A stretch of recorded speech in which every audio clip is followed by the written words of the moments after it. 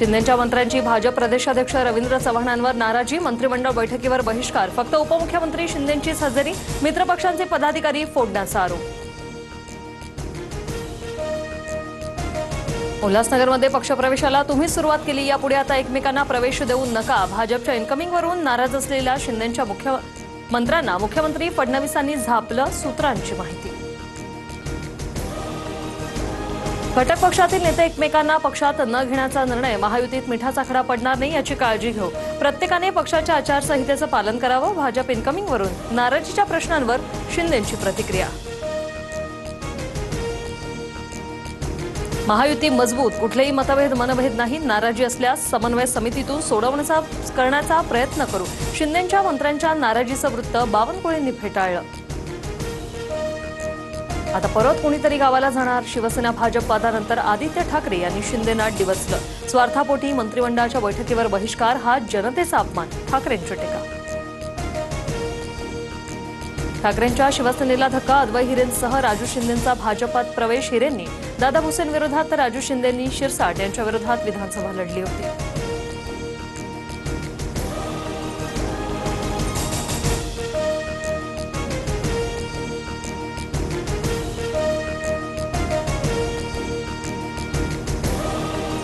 प्रत्येकाला आपला पक्ष वाढवण्याचा अधिकार, भाजपमधील इन्कमिंगवर अजित पवारांचं भाष्य, तर शिवसेनेच्या मंत्र्यांच्या नाराजीबद्दल जाणवलंही नाही, अर्जाच्या छाननीमुळे बैठकीत मंत्र्यांची संख्या कमी होती, अजितदादांची माहिती। महायुतीत निधी वाटपावरून नाराजी नाट्य, वापरा आणि फेकून द्या अशी भाजपची नीती, शिंदे सेनेला फेकून देऊन भाजप एकटीच सत्तेत राहणार, विजय वडेट्टीवारांचा दावा।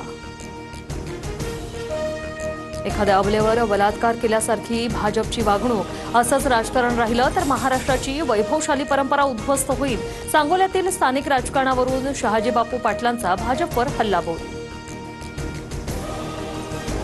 मुंडवा जमीन गैरव्यवहार प्रकरणी पार्थ पवारांना क्लीन चिट मिळण्याची शक्यता, मोठ्या समितीच्या अहवालात दिग्विजय पाटील आणि शीतल तेजवानी दोषी, मात्र पार्थ पवारांचं नाव नाही।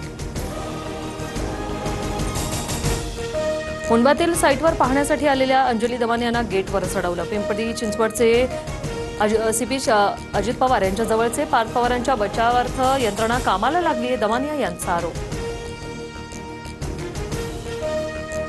बिबट्याच्या उपाययोजनांसंदर्भात मुख्यमंत्र्यांशी चर्चा, शाळेच्या वेळेत बदल केलेत, नरभक्षक बिबट्यांना ठार मारण्याची परवानगी घेणार, उपमुख्यमंत्री अजित पवारांची माहिती। राज्यात नगरपालिका निवडणुकीत भाजपने खातं उघडलं, दोंडाईची नगरपालिका नगराध्यक्षपदी जयकुमार रावल यांच्या मातोश्री नयनकुवर रावल यांची बिनविरोध निवड, विरोधी उमेदवार शरयू भावसरांचा अर्ज बाद। नवाब मलिकांना मुंबई सत्र न्यायालयाचा दणका, दाऊद इब्राहिमच्या मालमत्ताशी संबंधित आर्थिक गैरव्यवहार प्रकरणी मलिकांविरोधात आरोप निश्चित, पुढील सुनावणी 19 डिसेंबरला होणार।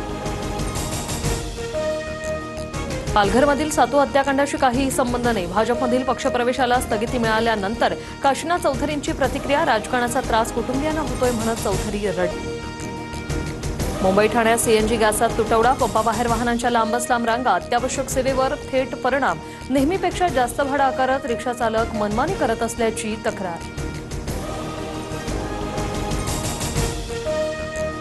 बाबा सिद्दीकी हत्या प्रकरणातील आरोपी अनमोल बिश्नोईला अमेरिकेतून भारतात आणलं जाणार, अनमोल हा लॉरेन्स बिश्नोईचा भाऊ।